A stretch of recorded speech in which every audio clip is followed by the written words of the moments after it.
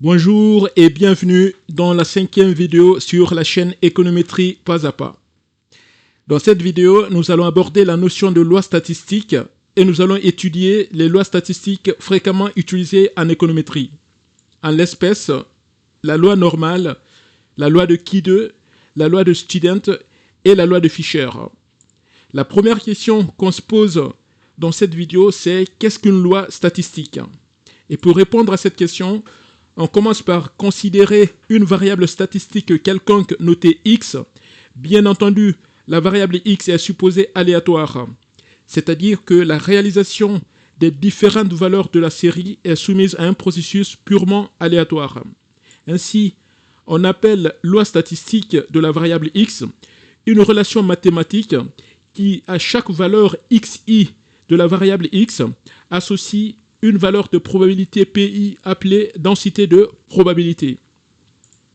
La loi statistique se présente généralement sous forme d'un tableau de correspondance entre chaque valeur xi et sa densité de probabilité PI. Ici, sur ce tableau, la première ligne xi présente l'univers des valeurs de x, c'est-à-dire l'ensemble des valeurs possibles prises par x. Et la deuxième ligne, la ligne PI, présente les probabilités de chaque valeur individuelle xi. La loi statistique est également appelée loi de probabilité. Donc quand vous entendez parler de loi statistique ou loi de probabilité, il s'agit de la même chose. Une des propriétés essentielles de la loi statistique, c'est que la somme des densités de probabilité PI sur l'univers des valeurs xi vaut toujours 1. Il s'agit en fait d'une somme dans le cadre de loi de probabilité discrète, c'est-à-dire la somme des PI, ou d'une intégrale dans le cadre d'une loi de probabilité continue. Donc on utilise le symbole d'intégrale ou de somme lorsqu'il s'agit d'une variable discrète ou d'une variable continue. Pour information, une loi de probabilité est dite discrète lorsque x est une variable quantitative discrète. Et la loi de probabilité est dite continue lorsque la variable x est une variable continue. Je vous recommande d'ailleurs de voir ou de revoir la deuxième vidéo dans laquelle j'ai fait un long exposé sur les types et les caractéristiques des variables statistiques. J'y parle justement de lois de variables qualitatives, de variables quantitatives. Je distingue les variables quantitatives discrètes et les variables quantitatives continues, etc., etc. Donc, je vous recommande d'abord de revoir cette vidéo très instructive. Il faut savoir que plusieurs lois statistiques sont communément utilisées pour étudier les phénomènes naturels dans l'ensemble et les phénomènes de la vie courante. Il s'agit notamment de la loi normale, encore appelée loi de Laplace-Gauss, ou aussi de la loi de Kidde, la loi de Student, la loi de Fisher, la loi de Poisson, la loi de Bernoulli, la loi binomiale, également la loi exponentielle ou la loi gamma, etc., etc. On dénombre plusieurs types de lois à ce jour. Et parmi ces lois que je viens de citer justement, on va se focaliser sur les plus utilisées en économétrie, qui restent la loi normale, la loi de Kidde, la loi de Student et la loi de Fisher. Voilà. Et ces lois sont couramment utilisées. Les autres lois sont bien entendu utilisées, mais ces 4 lois sont les plus utilisées qu'on rencontre généralement dans les tests économétriques. Donc, dans cette vidéo, nous allons plus nous focaliser sur ces 4 lois statistiques. Donc, on commence par l'étude de la loi normale. D'abord, on considère une variable aléatoire x de moyenne, encore appelée espérance de moyenne notée mu, et de variance appelée sigma carré. C'est une donnée importante, une variable x de moyenne mu et de variance sigma carré. On suppose que justement mu, qui est la moyenne théorique, c'est-à-dire qu'on va encore appeler espérance, et sigma carré, qui est la variance, sont connus à l'avance. C'est une hypothèse fondamentale qu'on postule d'abord. On considère une variable x observable à partir de l'échantillon et on considère ces deux caractéristiques, mu et sigma, connues d'avance. Voilà, c'est une donnée qu'on a à travers externes qu'on sait déjà, ce sont des connaissances a priori. Donc, on dit que la variable x suit une loi normale lorsque la relation mathématique, justement, on va définir ce que c'est que on a parlé tout à l'heure de loi de probabilité. Donc, on va dire qu'une variable x suit une loi normale lorsque la relation mathématique qui lie chaque valeur xi à sa probabilité pi va s'exprimer justement de cette façon. C'est-à-dire que là, on a parlé de loi de probabilité tout à l'heure, qui était un tableau de correspondance entre xi et pi, et on va exprimer ce tableau de correspondance avec une expression mathématique. Et lorsque l'expression mathématique entre xi et pi s'exprime de cette façon, on dira que la variable x suit une loi normale. L'expression, elle est assez frappant à première approche, mais il s'agit, si je décompose un peu, c'est 1 sur sigma fois racine de 2pi, 1 sur sigma fois racine de 2pi, multiplié par exponentielle de moins 1 demi de xi moins mu sur sigma, le tout au carré. Ce qu'on peut remarquer dans cette expression, c'est qu'ici, pi est appelé densité de probabilité. Et vous remarquez ici la présence de xi, voilà, qui est la valeur individuelle de xi, et pi qui est la densité de probabilité, donc là, qui établit une correspondance entre pi et xi à travers cette expression. On est dans le cas justement de la loi normale. Et ici, sigma représente l'écart type, puisqu'on a supposé dans la définition que sigma carré est la variance, alors sigma représente l'écart type. Donc 1 sur racine de sigma fois 1 sur sigma fois racine de 2pi, où sigma est l'écart type, c'est-à-dire racine carrée de la variance, multiplié par l'exponentielle de 1 demi de xi moins mu, mu ici qui représente la moyenne théorique connue à l'avance, et sigma, encore une fois, c'est l'écart type. Donc retenez bien cette expression. Une fois que vous voyez chaque fois cette expression, il s'agit de la densité de probabilité d'une variable distribuée suivant une loi normale. Donc, et dans ce cas, on dit que x, justement, une fois que on a cette relation, on peut établir cette relation mathématique, on dira que x suit une loi normale de moyenne mu et de variance sigma carré qui se traduit par cette notation. Donc, ça, dire que x suit une loi normale de moyenne mu et de variance sigma carré revient à dire que la relation mathématique entre chaque valeur xi et pi s'exprime à travers cette expression qui est appelée densité de probabilité. Mais il faut savoir aussi que on travaille généralement en économétrie lors des tests, justement, on travaille généralement avec la loi normale centrée réduite. Ici, tout à l'heure, on a parlé de loi normale mu sigma, mais on préfère travailler avec la loi normale 0,1, où 0 est la moyenne et 1 est la variance. Donc, c'est comme si on a recentré, réduit, simplifié la loi normale. Donc, on commence d'abord la loi normale centrée réduite. Il faut tout simplement dire que c'est une version simplifiée de la loi normale mu sigma carré. Et cette simplification, on verra les avantages tout à l'heure. Donc, la loi normale centrée réduite s'obtient suivant la procédure que je vais vous décrire tout à l'heure. Soit une variable, on considère toujours une variable x distribuée suivant une loi normale mu sigma carré. Voilà. Et on calcule la moyenne de l'échantillon. Admettons, on calcule la moyenne de l'échantillon. La moyenne de l'échantillon, on le sait déjà, d'après les vidéos précédentes, que x bar est la moyenne de l'échantillon et qui est définie telle que x bar égale 1 sur n, somme de i allant de 1 à xi. C'est-à-dire qu'on fait la somme de tous les xi, on divise par n, on trouve x bar qui est la moyenne de l'échantillon. Maintenant, admettons par la suite qu'on définisse une variable z, définie comme ceci. C'est-à-dire que z égale x bar moins mu sur sigma sur racine de n. N ici étant la taille de l'échantillon. Il ne faut pas l'oublier justement. J'ai oublié de préciser, mais n est toujours la taille de l'échantillon lorsque ce n'est pas indiqué. Mais parfois, comme dans les séries temporelles, etc., n, le nombre d'observations peut être t, par exemple. Mais là, n, c'est la taille de l'échantillon. Donc, je reprends. C'est-à-dire que j'ai une variable grand X qui suit une loi normale mu sigma carré. Je définis la valeur de je définis la moyenne de l'échantillon x bar égale 1 sur n somme des xi. Et ensuite, je définis une variable z qui est égale à x bar moins mu sur sigma sur racine de n.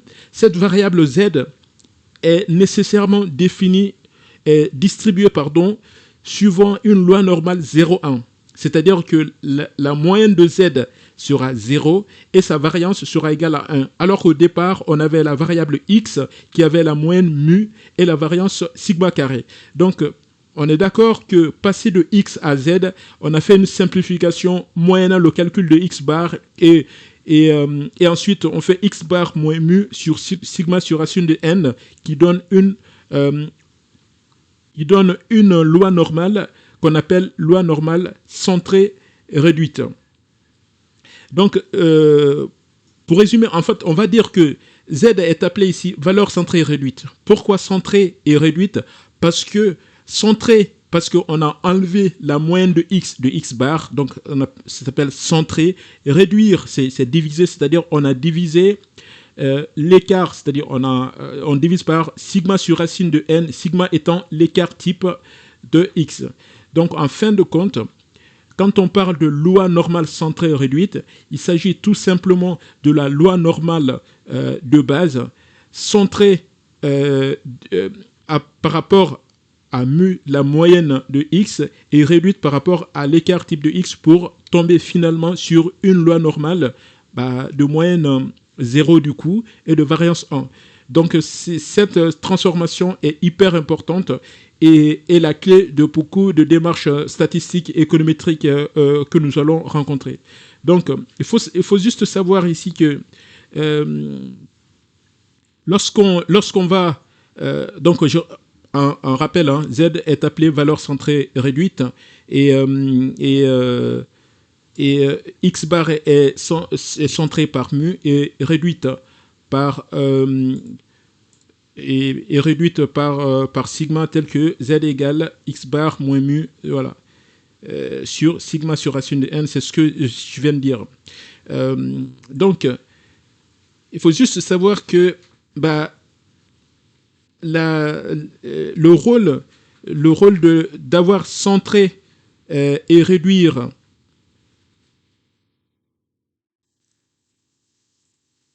donc en fin de compte, pour résumer, si x suit une loi normale de moyenne mu et de variance sigma carré, alors pi est égal à 1 sur sigma fois racine de 2pi fois 1 demi xi moins mu au carré, xi moins mu sur sigma au carré. Ça, c'est le cas d'une loi normale non centrée, non réduite du coup. Mais en centrant justement et en réduisant par mu et sigma respectivement, et on exprime z tel que x bar moins mu sur sigma, ce qui est distribué suivant une loi normale 0,1, alors on va obtenir une nouvelle loi de probabilité qui cette fois n'est pas PI, parce que PI c'est la densité de probabilité de la variable x. On trouve FI qui est égal cette fois à 1 sur racine de 2pi fois 1 demi xi au carré, tout simplement. On voit que entre l'expression de PI et FI, il est intervenu justement à ce niveau une simplification, puisque sigma est désormais égal à 1, alors on peut éliminer sigma de l'expression et que mu est égal à 0, mu aussi va disparaître de l'expression. Donc en résumé, on peut f ici est la densité est la fonction de densité, donc avec mu égale à 0 et sigma carré est égal à 1. Je ne sais pas si on est d'accord sur ce principe, mais si vous avez des questions, vous pouvez les poser en commentaire de la vidéo. Donc, l'objectif de cette partie, c'est de montrer qu'il est difficile parfois de travailler avec la loi normale en niveau et qu'on préfère généralement travailler avec la loi normale centrée réduite puisque ça simplifie énormément les choses et on verra les avantages plus tard. Donc, et là, une fois qu'on retombe sur justement la loi normale centrée réduite, on bascule dans un autre cadre qui donne naissance à d'autres notions, par exemple la notion de théorème central limite. Disons un mot sur ce théorème justement. Le théorème central limite a été démontré pour la première fois par Laplace. On verra plus tard que la loi normale a donné son nom à Laplace-Gauss, par exemple, parce que ce sont des savants qui ont travaillé à la découverte, justement, qui ont découvert ces lois à travers leurs analyses. Donc, le théorème central limite que je vais vous présenter ici a été démontré pour la première fois, justement, en 1809, d'après la documentation, bien entendu. C'est un théorème, en fait, le théorème central limite TCL, qui stipule qu'on peut approximer la plupart des phénomènes naturels courants qu'on rencontre par la loi normale mu et sigma carré. Donc, beaucoup de phénomènes que vous rencontrez dans la vie courante peuvent être approximés par la loi normale mu sigma carré. La taille des étudiants, le poids, quelle autre variable, les dépenses mensuelles des ménages. Pensez à des phénomènes statistiques courants que vous rencontrez. Voilà, le nombre de véhicules achetés par an chez Renault, etc., etc. Les phénomènes qui sont les phénomènes courants qu'on rencontre dans la vie de tous les jours. D'après le théorème central limite, ces phénomènes peuvent être analysés par le prisme de la loi normale centrée, parce qu'il n'y a rien de particulier. On a généralement une moyenne qui est représentative et ensuite il y a des valeurs qui sont distribuées autour de cette moyenne, de telle sorte que généralement, on a une moyenne assez fiable et une variance assez fiable. Donc, on peut dire que généralement, tel phénomène suit une loi normale de moyenne mu et de variance sigma carré. Après, il y a des phénomènes un peu atypiques, des phénomènes un peu particuliers sur lesquels il faut aller chercher d'autres lois et que la loi normale n'est pas adaptée pour analyser ce genre de phénomène. Mais dans la plupart des cas, lorsque la taille de l'échantillon est suffisamment représentative, la loi normale est un bon outil pour analyser ces phénomènes, justement. Donc, et c'est que une fois qu'on a une fois que le théorème central limite nous fait cette affirmation, il permet aussi de déduire la loi normale 0,1 de la loi mu sigma carré.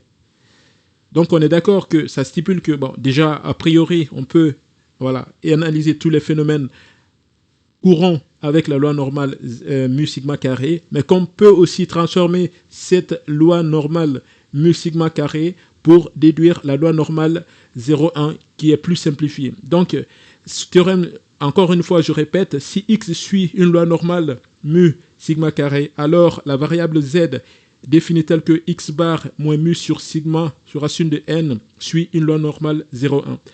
Donc, ce que je peux vous dire à ce niveau, il est très recommandé, en fait, je vous suggère parfois que tant que vous pouvez travailler avec une loi normale 0,1, moyennant quelques transformations, je vous suggère de le faire dans vos analyses.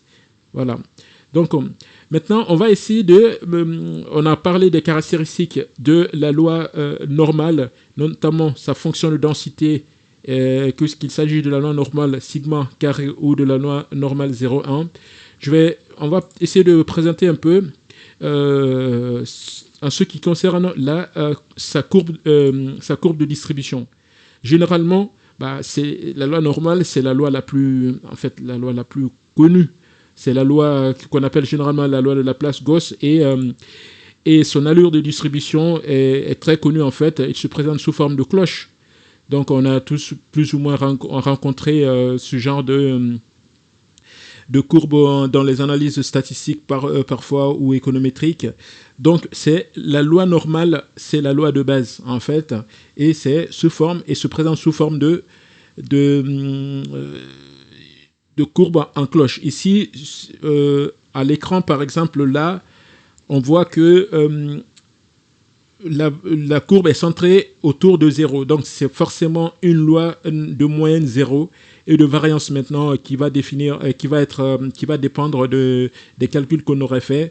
Mais ça, c'est un exemple typique. Ici, à l'abscisse, on a les différentes valeurs de x, c'est-à-dire les xi. Et en ordonnée, on a les valeurs de probabilité. Donc, la valeur de probabilité maximale ici, c'est 0,40. Et on verra que les valeurs, les parties négatives de xi ont quasiment les mêmes probabilités que la valeur positive de xi, c'est-à-dire à droite de 0. Mais on reviendra sur les détails vraiment de la construction de ces courbes. Donc, voici par exemple quelques allures de distribution de la courbe de la loi normale en fonction de la valeur de mu et de sigma carré. Ici, on prend trois courbes, 0, donc de moyenne 0, donc toutes les valeurs sont centrées autour de 0, mais avec des variances qui sont changeantes. Donc, on a 0,5, 1,5. Donc, on constate d'ailleurs que plus la variance augmente, plus la courbe est pointue et ça va plus haut. Donc, voici les caractéristiques de la loi normale, qu'elle soit centrée ou réduite ou pas. Voilà.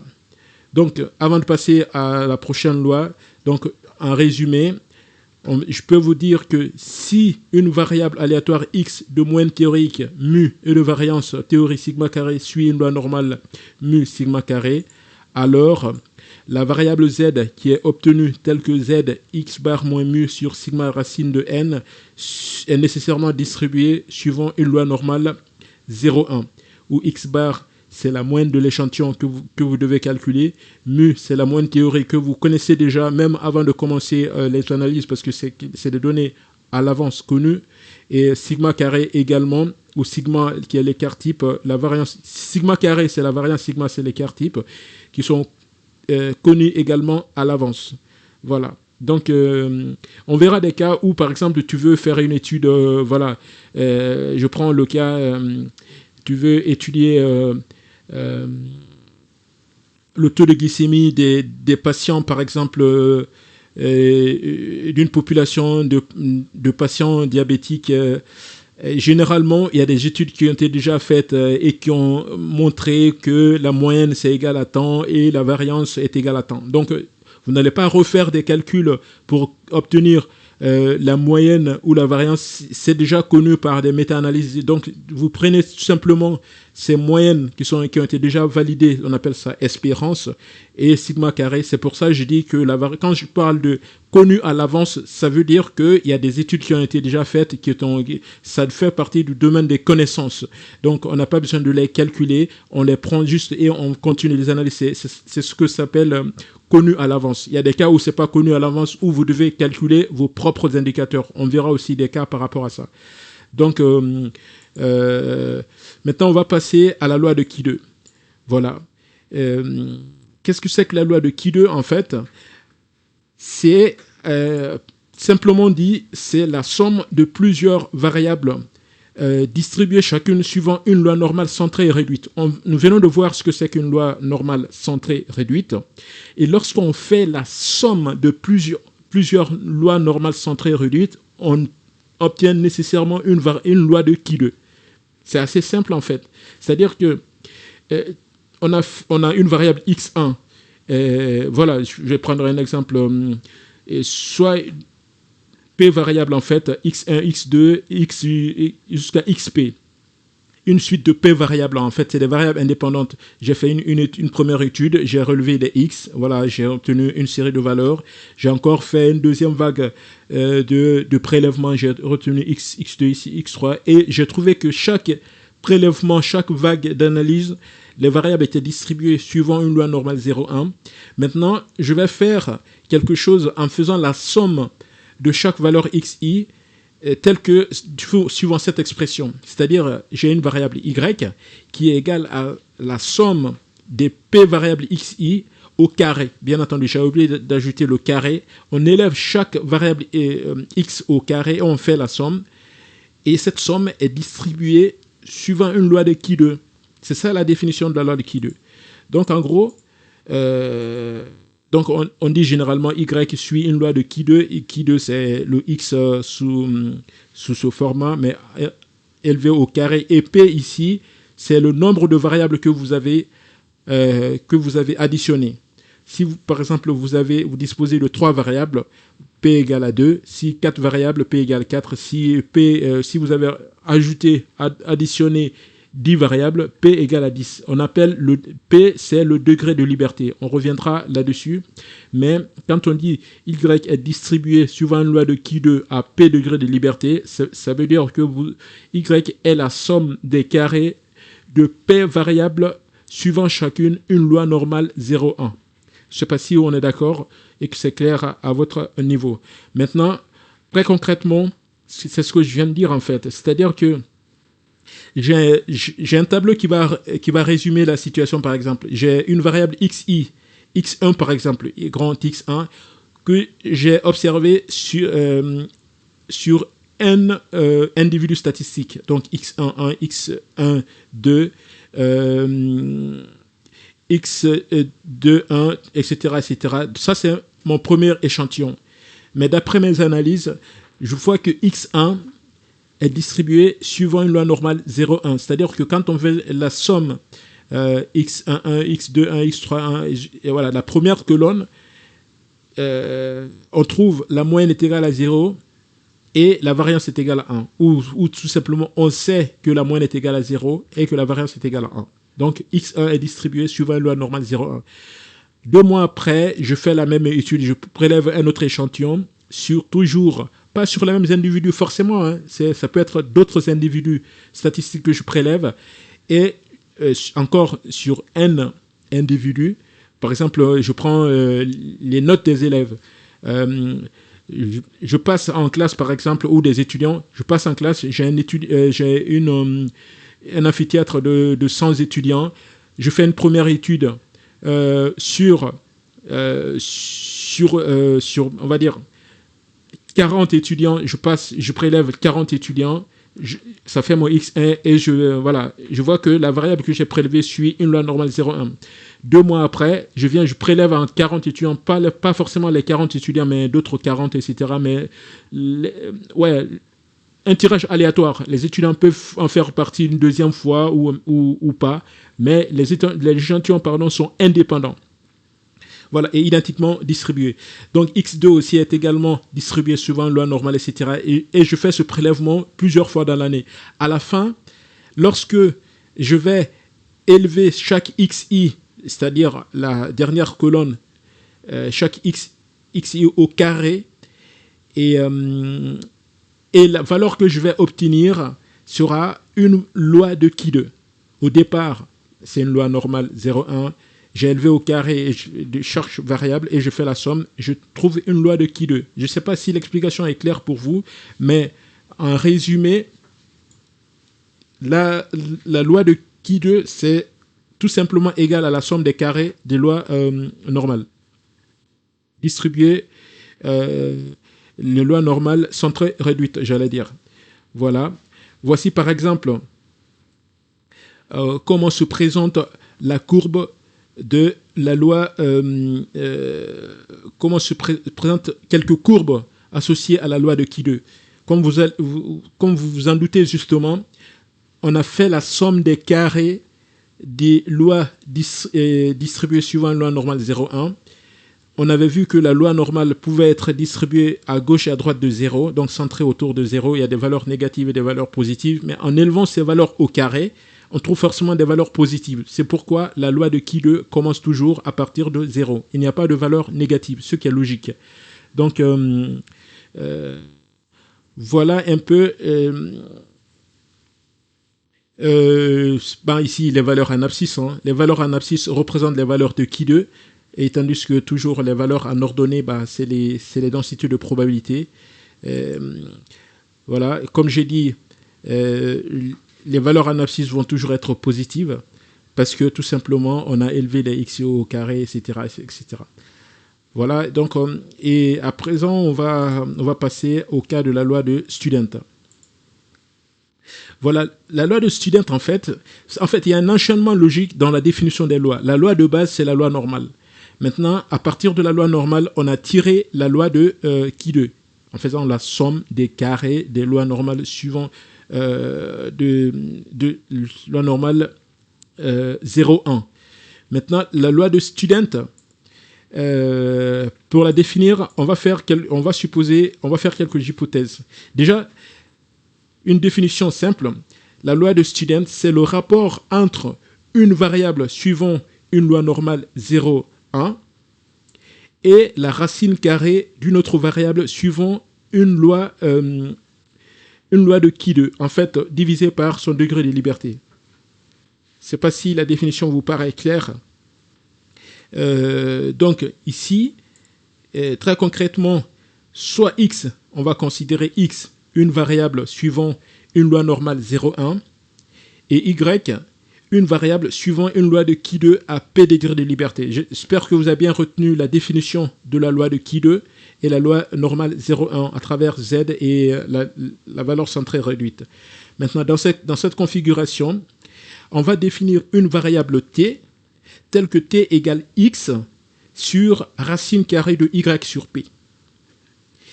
Encore une fois, x, loi normale 0,1, y, loi de Qui2 à p degré de liberté. Et quand on fait x sur racine de y, on obtient nécessairement une variable, une loi de Student.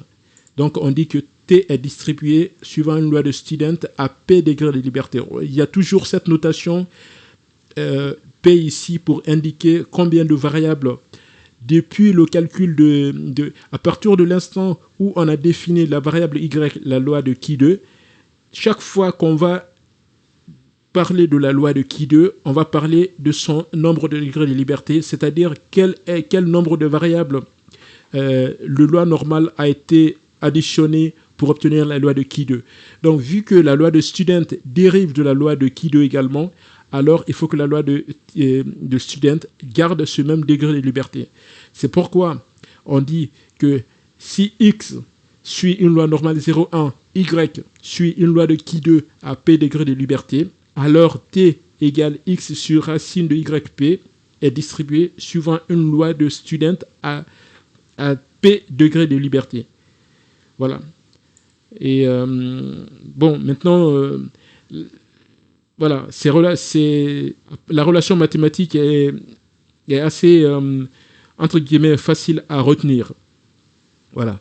Donc, si jamais la vidéo voilà, vous paraît un peu plus rapide, vous pouvez revenir à plusieurs fois pour voilà, imprimer quand même les démarches, imprimer les formules, parce que c'est des formules, voilà, en force de les utiliser, ils finissent par s'imprimer naturellement, mais c'est des relations mathématiques qui vont crescendo justement entre les différentes lois usuelles qu'on est en train de voir. Donc, s'agissant maintenant de la courbe de la loi de Student, ce qui est frappant ici, c'est que la loi de Student est très similaire ou voilà, est très proche de la loi normale 0,1 en fait. Mais ça, c'est logique, hein, puisque déjà, dans son expression, la loi de Student dérive de la division de la loi normale par la loi de Qui2. Et la loi de Qui2 qui elle-même dérive de la loi normale. Donc, le fait que la courbe de la loi de Student ressemble à la courbe de la loi normale est totalement logique. Et encore une fois, comme vous pouvez le voir sur le graphique, les valeurs sont distribuées autour des zéros. Donc, il y a des valeurs positives et des valeurs négatives. En abscisse, on a les valeurs de t, et en ordonnée, on a les valeurs de probabilité. Donc, encore une fois, la loi de probabilité, c'est la correspondance entre les valeurs xi ou les valeurs ti avec les valeurs de probabilité associées. On reste toujours dans les notions de loi statistique.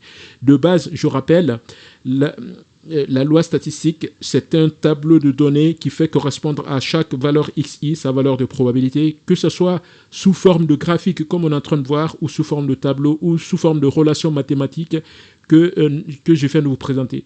Donc, dans tous les cas, on parle de loi de probabilité ou loi statistique. Donc, et un élément aussi qu'il faut rajouter ici, c'est que vu que la loi de Student est très proche de la loi normale, lorsque la taille de l'échantillon est suffisamment grand, généralement à partir de 30 observations, n est supérieur ou égal à 30, on peut approximer la loi de Student par la loi normale. C'est-à-dire que ça, c'est le théorème, non seulement ça dérive du théorème central limite qu'on vient de présenter tout à l'heure, mais c'est une propriété aussi qu'il faut pouvoir garder. C'est-à-dire que quand vous avez du mal à travailler avec la loi de Student et que vous voyez qu'effectivement la taille de l'échantillon est suffisamment grande, vous pouvez vous permettre de travailler directement avec la loi normale 0,1 à cause de la similarité, de la proximité de la loi de Student avec la loi normale. Donc, on dit généralement que la loi normale, la loi de Student peut être approximée par la loi normale pour les échantillons de plus grande taille. Donc, voilà. Et donc, je disais, il y a une ressemblance avec la loi normale. Et par contre, ce que j'ai oublié de dire, c'est que la loi de Student est plus pointue que la loi normale. Voilà. Mais c'est juste, c'est pour ça que quand la taille de l'échantillon est suffisamment grand, bah, dans ce cas, bah, les deux lois sont très proches et peuvent être approximés l'un par l'autre, en fait. Donc, c'est la troisième propriété que je mets juste ici. Voilà. Et donc, enfin, on va essayer de parler de la loi de Fisher. Donc, on a fait la loi normale, la loi de Kidde, la loi de Student et maintenant la loi de Fisher. Donc, toujours, il y a une suite logique dans la définition de ces lois usuelles. Maintenant, comment définir la loi de Fisher? En fait, la loi de Fisher, ce n'est de quoi? C'est plusieurs auteurs, mais c'est le nom Fisher qui a été plus retenu. Et, donc, par définition, la loi de Fisher, c'est le rapport entre deux variables, chacune distribuée suivant une loi de Kidde. C'est assez simple comme définition. Tu prends deux lois de Kidde, Y1, Y2, et tu fais la division de ces lois, tu obtiens une loi de Fisher. C'est tout simplement, il y a quelques subtilités ou quelques spécificités que je vais détailler justement. Donc on dit par exemple, soit on considère une variable Y1 qui est distribuée suivant une loi de Kidde à P degrés de liberté, et Y2 qui est distribuée suivant une loi de Kidde à Q degrés de liberté, donc deux variables Y1, Y. Et lorsqu'on va faire cette division, c'est-à-dire on définit une variable F qui est égale à Y1 divisé par P sur Y2 divisé par Q. Donc chaque variable divisée par son nombre de degrés de liberté, alors on obtient nécessairement une loi de Fisher. Donc F est distribué selon une loi de Fisher à P et Q degrés de liberté. On disait tout à l'heure, la loi de Student à 1 degré de liberté, P, la loi de Kidde à 1 degré de liberté, P, mais la loi de Fisher à 2 degrés de liberté, P et Q. Donc on dit que F est distribué suivant une loi de Fisher à P et Q degrés de liberté. Cette notation signifie que le degré de liberté du Kidde qui a servi à calculer F est P, et le degré de liberté qui a permis de calculer Y2 égale Q. Donc, en gros, il faut retenir ici que la loi de Fisher a P, Q degré de liberté, contrairement à la loi de Student et à la loi de Kidde. Donc, voilà. Et généralement, et quand on parlera de la courbe de la distribution de la loi de Fisher, vu que la loi de Kidde, on vient de le voir, la loi de Kidde est toujours positive, et quand on va diviser deux lois de Kidde, forcément, le résultat sera positif. On voit sur cette courbe plusieurs quelques tracés de loi de Fisher voilà, suivant le degré de liberté, suivant quelques paramètres qu'on verra plus tard, bien entendu. En abscisse, on a toujours les valeurs de f, et en ordonnée, on a les densités de probabilité PI. Donc, que ce soit le graphique ou le tableau, on a toujours une correspondance entre la valeur xi. Et on va encore parler tout à l'heure, les valeurs xi ou pi sont appelées les quantiles. Généralement, on va utiliser ce terme quantile plusieurs fois dans les prochaines vidéos. Donc, quand vous entendrez me parler de quantile, ce sont les valeurs en abscisse en fait. Je parle souvent de xi, mais xi, ça fait, voilà, c'est des valeurs, c'est les quantiles. Et les valeurs en ordonnée, ce sont les densités de probabilité. Voilà. Donc, retenez bien ce quantile, le quantile de la probabilité. Donc, quand je parle de quantile, je parle des valeurs en ordonnée. Il s'agit de la loi de Fisher, de la loi de Student ou de la loi de Kido, de la loi normale. Les valeurs en abscisse sont appelées les quantiles. Bon, il y a plusieurs qualificatifs. Hein. Moi, je vais utiliser le terme de quantile ici, qui est plus un terme statistique généralement, ou fractile, certains utilisent parfois des fractiles, etc. Mais les quantiles, c'est le terme que je vais utiliser. Fractile, quantile, correspondance avec les densités de probabilité. Donc voilà un peu sur le plan théorique, bien entendu, ce qu'on pouvait dire sur les lois statistiques. Et on s'en tient là pour aujourd'hui, pour ne pas que la vidéo soit trop longue, justement. Et dans la prochaine vidéo, je vous présenterai quelques exemples pratiques d'identification et de reconnaissance des lois statistiques à partir des données de l'échantillon. Ici, il s'agissait juste d'un cours théorique pour vous présenter comment on obtient telle ou telle loi. Donc, alors, à tout de suite pour la prochaine vidéo, pour des exemples pratiques.